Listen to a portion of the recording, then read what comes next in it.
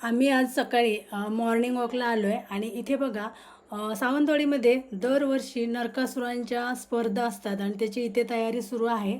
म्हणजे मोठ्या स्पर्धा असतात आणि खूप असे भव्य दिव्य मोठमोठे नरकासूर इथे सगळे पूर्ण वाडीतून आजूबाजू येतात. म्हणजे प्रत्येक मंडळ जास्तीत जास्त चांगला नरकासूर करण्याचा प्रयत्न करतं आणि मोठा जेणेकरून प्राईजसुद्धा इथे खूप चांगली आणि मोठी प्राईज असतात.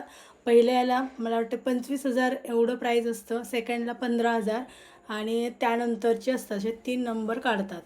तर इथे तयारी यांची सुरू आहे. स्टेज तयार केलेला आहे. जो सगळ्यात चांगला नरकासूर असेल तर त्याला पहिलं बक्षीस दिलं जातं.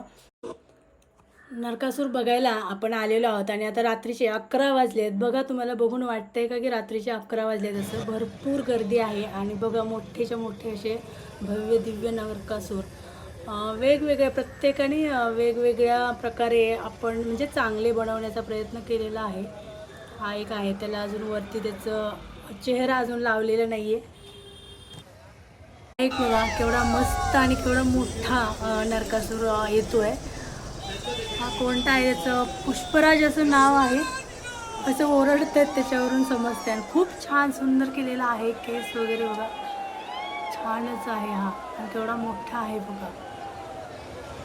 तुम्हाला दिसते गर्दी किती आहे रस्त्याला ते, आणि आपणही आता त्याच गर्दीमधून चाललेलो आहोत आणि इथे आपण आता पोहोचलेलो आहोत की नरकासूर जिथे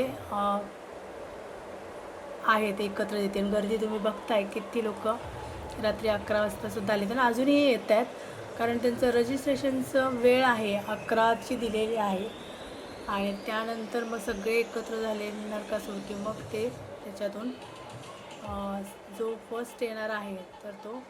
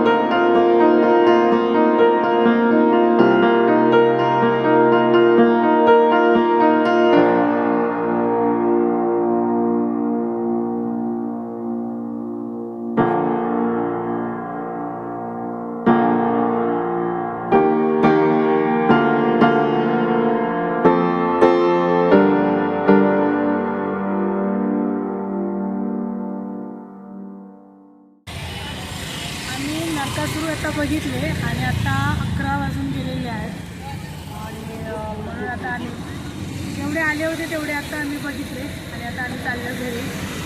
कारण मला वाटते पहाटेपर्यंत हे असणार आहे नरकासुरांचं स्पर्धा आणि त्यानंतर म्हणजे 12 नंतर ते रिझल्ट काढणार आहेत परीक्षण करून. त्यामुळे मला वाटतं याला 4-5 वगैरे वाजतील आणि त्याच्यानंतर मग नरकासूर जाळतील. तर एवढा वेळ काय आम्ही थांबणार नाही आहेत. तर आम्ही आता फक्त जस्ट बघितले आलेले तेवढे सगळे ते. चला मग